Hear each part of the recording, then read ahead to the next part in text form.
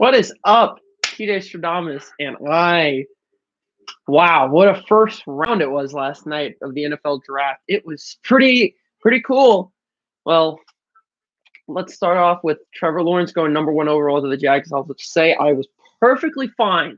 I was perfectly okay with this. I was all good with this pick because you got Urban Meyer. He knows the young quarterback game. And then they eventually drafted ETN later in the first round, which I love those picks. I know they have James Robinson, but you add ETN, you got a little bit of running back depth, and it wouldn't surprise me if the Jags, because they have the first pick in the second round, I think they'll probably go offensive line, like say probably Walker Little from Stanford or who's the other guy, Wyatt Davis from Ohio State. That because I would probably go Wyatt Davis because Urban Meyer knows him. He's a product of Urban Meyer, so it makes sense. And then the Jets, they made some splashes too. I mean, they took Elijah Vera-Tucker after they took Zach Wilson. So they just drafted Mekhi Becton last year. Love that pick. I was all good with that. And I was all good with Zach Wilson going to the Jets. And and now they got Elijah Vera-Tucker who can play guard. He's probably going to be a Pro Bowl guard later down the road. And they've made some splashes. And then 49ers, Trey Lance to the 49ers. I love that pick as well. Love it. Because you still got Jimmy. He gets to learn from Jimmy Garoppolo, who's he's good. I like him a little bit. I do have my questions, but I like him. I don't love him. He doesn't knock me off my seat. He's got he's got the looks. I can't deny that. He's got looks. At times he can be a little casual, but hey, this is a perfect situation for Trey Lance because Kyle Shanahan is an offensive guru when it comes to play calling. And Trey Lance, I think, landed in the perfect spot. And their roster is built. They're built to, as we saw in 2019, they are built for a Super Bowl. That's how this roster, and I love what John Lynch has done with constructing this roster. It's been really good to see. And Trey Lance going to the 49ers, they're going to be a force to be reckoned with. I know I don't fear Jimmy Garoppolo like I fear Trey Lance because that kid's special. He's got a little Josh Allen mixed in with Cam Newton because when he can run the football. So to my Niners fans, you're probably going to see a lot more quarterback runs because Trey Lance, he's got that. He's kind of got a Cam Newton because he can run guys over. He's like what 6'3", 230-ish. He's in that range. So, and he's got more on talent than people think and it's going to the 49ers, and they got the 43rd pick, so they have the 43rd pick in the second round today. So I think, considering I think Sherm's probably going to leave, but you never know. He may end up returning. I don't know if the market's too bare for him. So maybe they could. I think they'll probably take a corner. Maybe it's Asante Samuel Jr. if he's there. But hey, there's a lot of good players that go in the second and third rounds, as we've seen in the past. So, and then the Falcons took Kyle Pitts. That was a foregone conclusion at that point. Now you add him with Julio and Calvin Ridley. If you don't trade Julio, but who knows? And the Patriots took Mac Jones at 15. That was another, and as I said in the mock draft, he's going to be the quarterback that falls. And I also, he just looked New England to me because knowing how Bill Belichick is, I know he doesn't usually trade up. He usually trades back to get more draft capital. So that was another great move. I mean, because the Patriots still have a pretty good offensive line, and they got better receivers. I mean, they're not Tampa Bay, but they're better than last year. So, and Mac Jones gets to sit behind Cam Newton presumptively, probably for a year.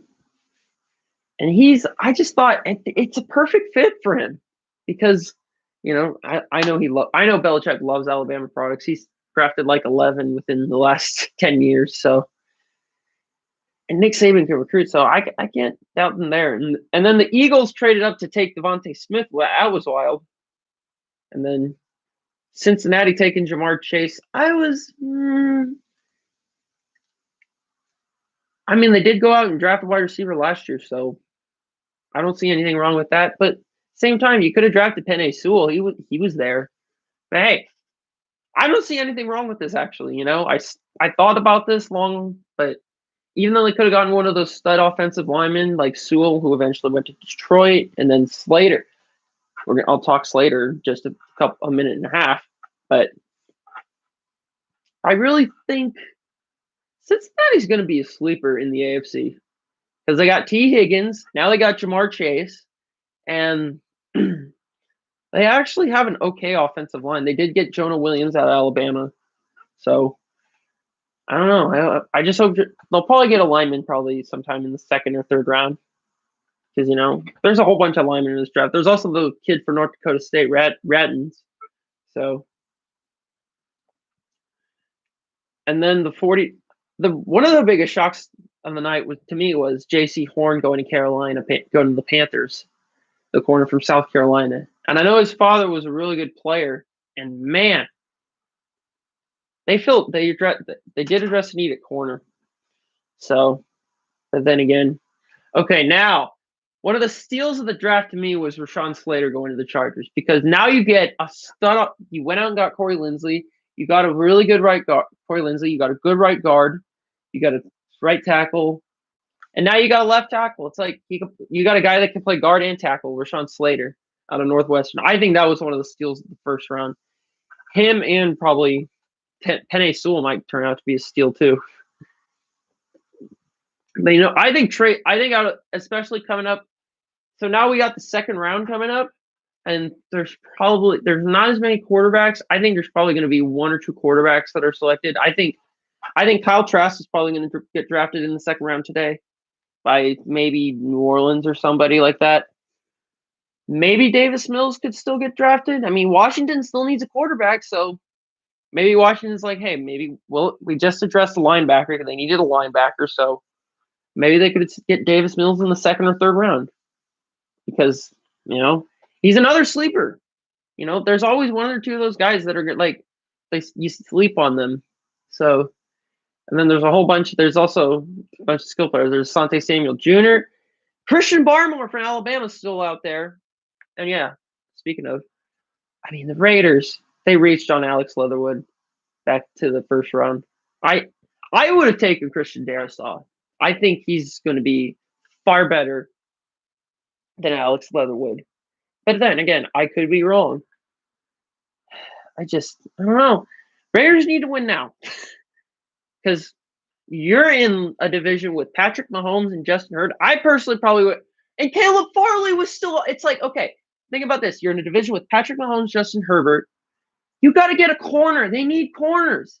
And Caleb Farley was right there on the board still. And I know there's health problems, but you got to go. I would have taken either Darrisaw or Caleb Farley because I know there was a need on their offensive line. And then they need a corner because their defense was atrocious last year. So I don't even know the Raiders. But hey, I don't know if I think they got a second round pick. So I don't know. Maybe they'll address the offensive line in the second or third round. So and they found Rodney Hudson in like the fifth round. So hey, that turned out well. And the second round is going to be really interesting. I don't know I think there's probably going to be at least one quarterback that's going to get drafted. I don't think there's going to be 4 or 5 because there's also the kid from Mississippi State, KJ Costello, who's probably going to be a 4th or 5th rounder in between there. And Kellen Mond too. That's another sleeper. Kellen Mond will probably get drafted today in the 2nd or 3rd round. So I keep an eye on that. So tune into the NFL draft second day at 4:00 Pacific time. TJ Stradamus out.